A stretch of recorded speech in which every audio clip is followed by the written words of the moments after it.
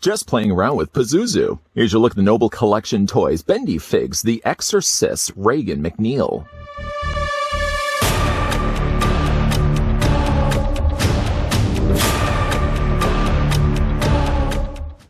This authentic, intricate, bendable figure of Regan McNeil is inspired by the popular Exorcist franchise. It includes a branded stand for proud display and stands approximately 7.5 inches in height.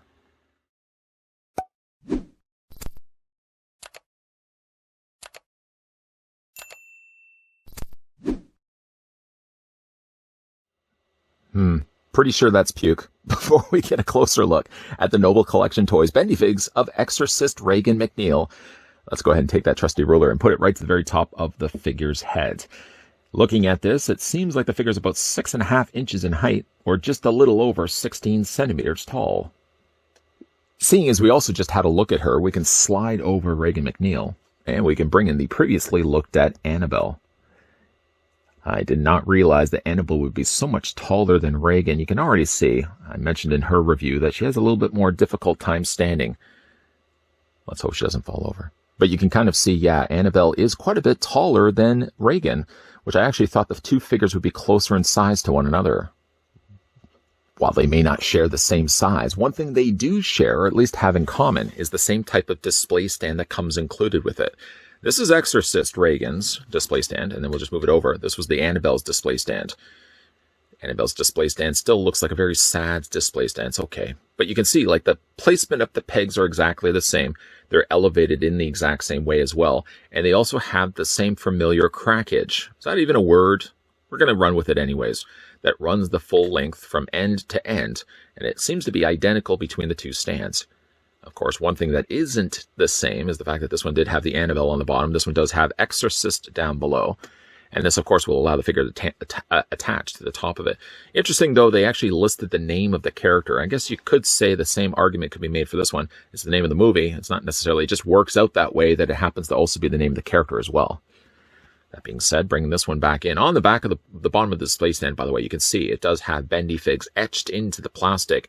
And down below from that is the Noble Collection toys, of course, the manufacturers of this, who, by the way, as well, provided this sample of Regan as well as Conjuring's Annabelle, and as well the Nun Valak that we've looked at in recent videos. So again, thank you for them for providing these. You can go ahead and take the display stand, take then Regan and tip her upside down. Quite dirty looking feet. You can see that she has peg holes on the bottoms, or at least to the back of her heel area, and that just plugs into place.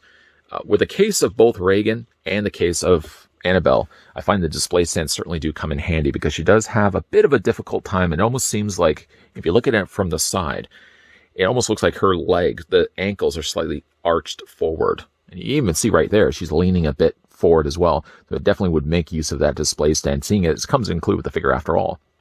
Taking Regan and detaching her from the display stand, we'll put that to the side, getting a closer look at the figure itself. Decent looking Regan, I have to say. Offering up maybe just a minor criticism. I think like the skin tone is a little on the tad purple side. But I do think that the features that they've actually put in there are rather nice. You can see all the little scarrings and cuts into her face. The off-green pea soup eyes. Not to mention the pea soup colored barf that's coming out the corners of her mouth. I'm sorry if that dialogue is making anybody a bit nauseous. Sorry, I shouldn't have even brought it up. I'm here all day. Really nice paintwork that they've actually done to it, short of the fact that, yeah, the skin tone is a bit on the purple side. I mean, her skin color does change in the movie, of course, as she is possessed by the demon after all. But I don't know if I would say it's as purple as what we're actually getting right here. The sculpting of her hair is quite nice, too. It looks sort of just like a mangled mess. It doesn't seem to have much in the way of additional paint, just really the coloring of the brown alone. One thing you may also see as well is quite a lot of saturation of stains all over her nightgown and along her sleeves as well. She has the taped off bandages like she would have had also in the movie. And she does have, well, she doesn't really have much in the way of gestured hands, but at least the hands themselves are sculpted rather nicely. Let's just tilt that up so you can see what's going on here. I like this little rag that drapes down from her arm. Now, the thing about Regan, though, is like all the other figures that she does have the little holes on the back to indicate what parts of her body are wire framed. So it's really pretty much like the arms. The skirting, or like her nightgown, isn't going to have the wire frame, but she does also have it in her feet. I actually panicked for a second taking this figure out of the packaging, and I saw these little slits, these slices on the sides of her leg. And for a second, I thought that the rubber had started splitting. And that wasn't the case at all. It just is the way that they've actually painted in the cuts on Regan's body. But for a second, again, I just was starting to worry. I was thinking, oh no, I started to split the rubber. Not the case at all. Silly reviewer. But yeah, she does have the holes on the backs of her legs as well. So she does have the posability going there as well. They have actually sculpted what seems to be underwear or something underneath there. Not that that's a place that you're going to be looking at anyways. But for the figure's articulation, following along those guidelines of where the holes are located in the arms and again in the legs, pretty much will tell you all the parts that are posable on Regan's body. You can bend the arms to some extent, of course. The thicker, of course, the material that they're using on the sculpting, the less likely it is going to be able to bend for you. So yeah, you can kind of partially bend her arms, kind of a little more lower, I think, in the lower arm area. And you can also bend her feet too. The feet, I think, are the things that bend the best on Regan's body. I mean, that, of course, is going to cause even more problems when it comes to the figure standing. So at least, yeah, make use of the display stand. So yeah, they're not as much wire-framed across the entire body. In this case, just the arms, just the legs. What you're getting instead is a really nice detailed-looking Regan. Just such a demonic-looking face that they've sculpted on her. Little on a tad purple side for my liking, but I do like the look of Regan overall. And again, when it comes to displaying here, we can go ahead and grab that display stand and just attach her to the bottoms of the display stand just like that, and on both sides. And yeah, you got yourself a nice looking Regan. Oh, one last thing, of course, we can do is, while I don't have the Nunvalak here right now in the ready, I certainly do have Annabelle once again. Let's plug her onto the display stand because, of course, the display stand is going to be crucially required when it comes to both these figures.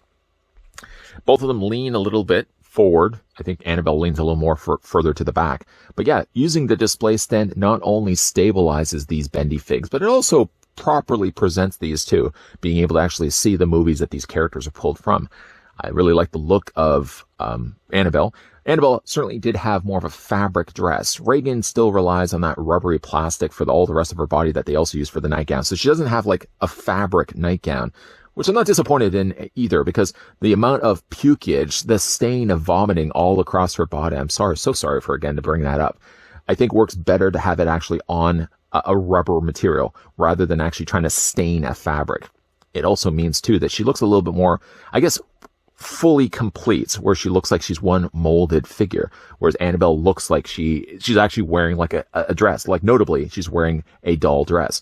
Two different takes on two different demonic characters. One a demonic doll, one a demonic girl, but nice touch in both the cases from the folks over at Noble Collection Toys. I don't know what it is about that image that they used on the back of the packaging. That black and white picture of Regan McNeil always does me in when it comes to just a scary looking picture. She doesn't have scars or cuts into her face, and yet just the look that she has just off to the side of her eyes like that freaks me right out. On the other side, drawing my attention away from that because I don't want to have nightmares for the rest of the night.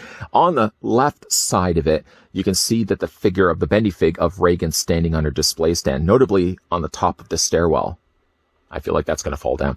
But one thing I did want to draw your attention to is the coloring of the skin tone that they have for the back image of the Regan Bendyfig.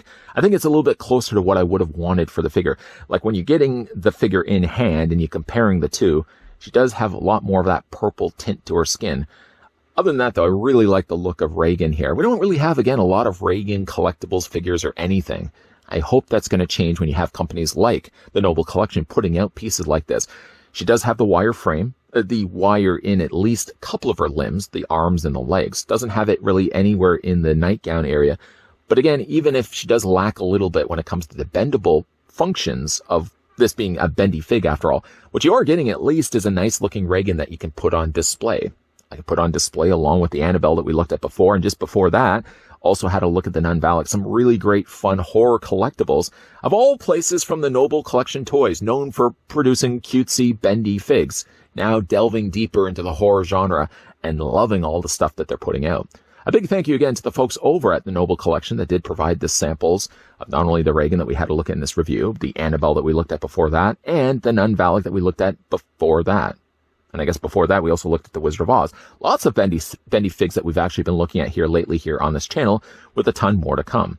Make sure as well, if you are enjoying the content that you guys are seeing here on this channel, first of all, if you don't mind hitting this video with a like. If you're loving the content though, make sure you hit that subscribe button down below. Turn on the bell notification so you're getting, yes, those friendly reminders whenever new videos are going to be popping up. And just a friendly reminder, there's definitely a lot more videos coming your way, as Monday to Friday, 12 p.m. and 2 p.m. Eastern Standard Time is whenever you'll see new videos popping up on this channel. Lots of stuff. As always, guys, thanks for watching.